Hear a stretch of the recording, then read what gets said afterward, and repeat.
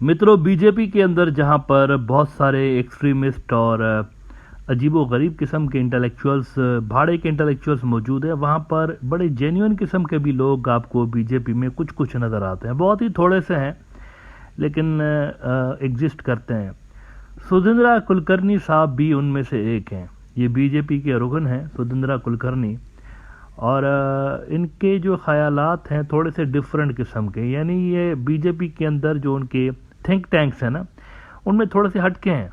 इनकी हमेशा से आपको लाइन थोड़ी सी बाकी के बीजेपी के इंटेलेक्चुअल्स और जो हिंदुत्व के इंटेलेक्चुअल्स हैं ना, उनसे थोड़ी सी अलग नज़र आती है। ये प्रॉपरली हिंदुत्व का तो मैं इनको नहीं कह सकता, क्योंकि इनका जो बैकग्राउंड है, अगर आप इनका पास्ट देखें तो he used to be a communist अपनी लाइफ के शुरुआती दिनों में। ये कार्ल मार्क्स की थ्योरी से ज़्यादा मुतासिर थे, ये मार्क्सिस्ट थे।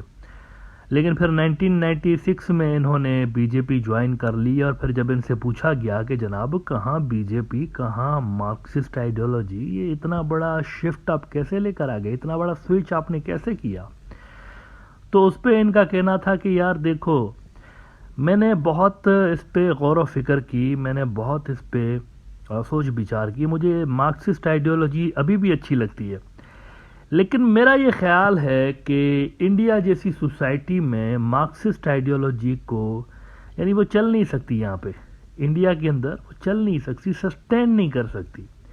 ये डिफरेंट मुआशरा है, डिफरेंट सोसाइटी है, यहाँ पर अगर आप इसको इम्प्लीमेंट भी करेंगे तो ये चल नहीं सकती। ये उनके विचार थे, और उसके बाद ये बीजेपी में आ गए। पुराने जो बीजेपी के लोग हैं उनमें से एक हैं। अब इनकी जो राइटिंग्स होती हैं, इनके आर्टिकल्स छपते रहते हैं, पढ़ता रहता हूँ। वन ऑफ द, जो कहते हैं ना, चंद गिने चुने ऐसे लोग हैं बीजेपी के जिनको मैं फॉलो करता हूँ, he is one of them. अब पिछले दिनों इनका एक बड़ा ज़बरदस्त किस्म का और थोड़ा सा गौर करने लायक आर्टिकल छपा हुआ है इंडियन एक्सप्रेस के अंदर। उसके अंदर ये कहते हैं कि ये जो आरएसएस है ना हमारी, अब आप जानते हैं आरएसएस बीजेपी की पेरेंट ऑर्गेनाइजेशन है, तो बीजेपी वालों को हमेशा से सॉफ्ट कॉर्नर उनका रहा है टुवर्ड्स आरएसएस। बल्कि आज की जो आप अगर बीजेपी देखें तो मोस्टली जो उनकी टॉप की लीडरशिप है ना, टॉप टायर लीडरशिप, बल्कि जो सेकंड टायर लीडरशिप है, इवन वो आरएसएस से इंपोर्ट किए गए हैं, बीजेपी वालों ने इंपोर्ट किए हैं आरएसएस से। तो इनका शुरू से लेकर झुकाव हमेशा से आरएसएस की तरफ रहा है। तो सुधींद्रा कुलकर्णी साहब ने कहा है कि ये जो आरएसएस है ना, इनको और जो कम्युनिस्ट पार्टी ऑफ चाइना है, दोनों को मिलके बात करनी पड़ेगी, बैठना पड़ेगा। और जो ट्रस्ट डेफिसिट है दोनों के अंदर, कम्युनिस्ट पार्टी ऑफ चाइना और आरएसएस के अंदर जो ट्रस्ट डेफिसिट है, उनको रिजॉल्व करने के लिए बैठना पड़ेगा दोनों को। अब ये एक डिफरेंट किस्म की इन्होंने थ्योरी दी है। प्रोग्राम के शुरू में भी मैंने कहा कि he is one of those intellectuals जो कि थोड़ा सा आपको हमेशा हट के लाइन देते हुए नजर आते हैं। देखिए, इंडिया बहुत बड़ा है, 140 करोड़ लोग हैं, ज़बरदस्त किस्म के लोग वहाँ पर मौजूद हैं। इवन बीजेपी के अंदर भी, जैसे कि मैंने कहा कि किसी का ताल्लुक अगर बीजेपी से है तो ज़रूरी नहीं है कि वो बस ऐसा ही होगा, फारिग मोदी साहब की तरह ही होगा, बिल्कुल पांचवी पास, ऐसा नहीं है। उनके अंदर कुछ कुछ ऐसे लोग भी हैं जिनकी बातों में थोड़ा सा आप यानी सोच सकते हैं। तो ये एक डिफरेंट थ्योरी उन्होंने दी है कि दोनों को मिलकर बैठकर बात करनी पड़ेगी, क्योंकि सिविलाइजेशंस की जहाँ तक बात है, कम्युनिस्ट पार्टी वाले भी आजकल रिवाइवल में मसरूफ़ हैं। चाइना की जो कम्युनिस्ट पार्टी है वो चाइनीज़ कल्चर को रिवाइव कर रहे हैं, वेस्टर्नाइजेशन से चाइना को पाक करने की कोशिश कर रहे हैं। और इधर आरएसएस वाले भी कुछ इसी तरह की चीज़ें करते हुए नज़र आते हैं कि इंडियन कल्चर को वो कहते हैं कि हम यहाँ पर रिवाइव करेंगे। तो दोनों के दरमियान लेकिन एट द सेम टाइम थोड़ा सा क्लैश भी है और ट्रस्ट डेफिसिट भी है। तो इसके लिए वो कहते हैं कि दोनों को मिलकर बैठ के बात करनी पड़ेगी। द इंडियन एक्सप्रेस कहता है कि why Communist Party of China and RSS must talk to each other. They must understand each other better to reduce knowledge and trust deficit between India and China. एक उन्होंने theory दे दी। अच्छा, क्या ऐसा हो सकता है? पॉसिबल है, क्योंकि कम्युनिस्ट पार्टी ऑफ चाइना हो या आरएसएस हो, पॉलिटिशियन तो है ना, मतलब आरएसएस से चुनाव की सियासत नहीं लड़ती, लेकिन है पॉलिटिशियंस वो भी। तो पॉलिटिशियंस हमेशा बातचीत का दरवाज़ा खुला रखते हैं, ये उनका उसूल, पॉलिटिक्स का हमेशा से उसूल रहता है। जो बंदा बात नहीं करता वो धुल जाता है, ये दस्तूर रहा है। पॉलिटिक्स के अंदर बात करना और फ्लेक्सिबिलिटी हमेशा से रहती है। तो आगे वो कह रहे हैं, सुधेंद्र कुलकर्णी साहब के can the China India civilizational dialogue, specifically the Han-Hindu dialogue among the majority communities in our two countries, help in improving the current tense bilateral relations? I am convinced that the accumulated wisdom of the ancient civilizations alone can guide our two nations towards mutually acceptable solutions to the vexed problems that have hindered cooperation. अब इस तरह की जो idea है ना, देखें इनका background इस तरह का है कि इस तरह की थ्योरीज आपको यही बंदा दे सकता था, सुधेंद्र कुलकर्णी, क्योंकि कम्युनिस्ट भी रह चुका है और अब बीजेपी के अंदर है और चाइनीज़ भी कम्युनिस्ट हैं, तो दोनों आइडियोलॉजीज़ को ये समझता है, दोनों को इसने पढ़ा हुआ है, तो फिर इस हिसाब से इनकी थ्योरी काबिल गौर है, लेकिन मैं समझता हूँ कि प्रैक्टिकल नहीं है। वाई सो?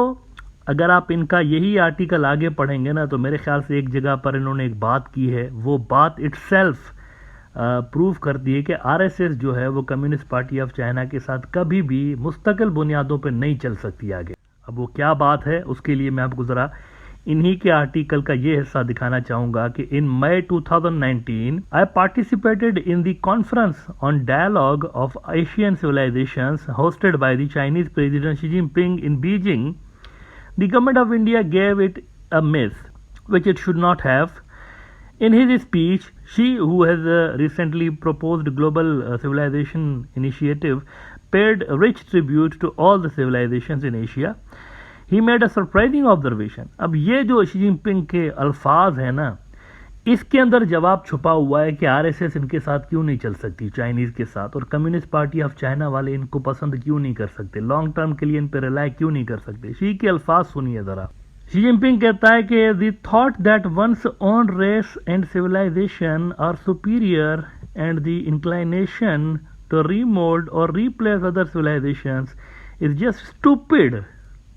ये बेवकूफ़ी है अगर कोई ये समझता है कि हम तो सुपीरियर हैं दूसरे इंफीरियर किस्म के, बेकार किस्म के, अछूत किस्म की सिविलाइजेशंस, हम सुपीरियर बाकी ऐसी की तैसी बाकियों की।